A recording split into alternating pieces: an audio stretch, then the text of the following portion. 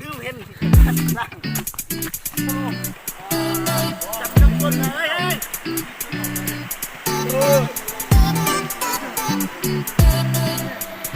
เลิกกันเนาะแล้วพวกเราได้เดินทางต่อเนาะเดินทางไปต่ออีกฝั่งหนึ่งบางทีจะขึ้นไปดำอยู่เหนือพุ่นเอาไปเลยไปเลยไปเลยเด้อวิดีโอเด้อการทำมาหากินเนาะน้ำน้อยแต่ว่าป่านี่ก็เป็นธรรมดาเลยเด้อเรื่องป่านี่โอ้คำน้ำก่อนต้องได้ระมัดระวังนิดนึงเนาะเพราะว่าน้ำนี่มันมืดเนาะบางทีนี่มืดไหลเลย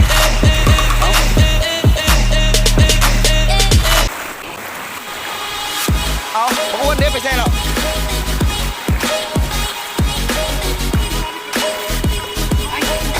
ไปต่อเลยเนาะเดี๋ยวเอาไปเอ็นกันทีไปตั้งแคมป์เนาะเริ่มเนาะพอจุดมุ่งหมายเดี๋ยวจะตั้งแคมป์แล้วนี่เนาะได้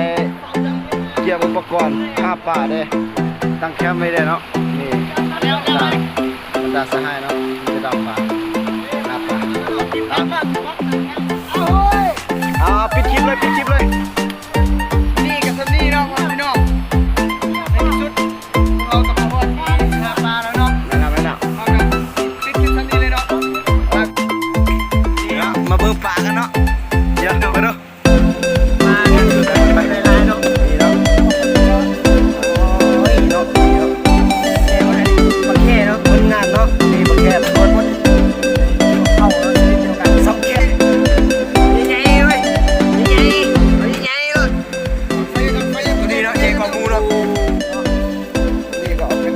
ประทานอาหารเนาะนี่ของประทานชีวิตอยู่บนป่าดงดิบ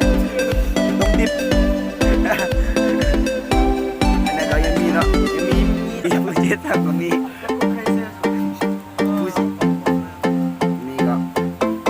เพื่อนจะได้ปะลำป่าอีสังลำไปลำป่าเอาหมดไป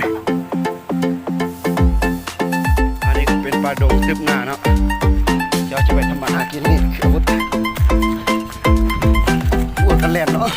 ออกกำลังกายก่อนนะจ๊ะ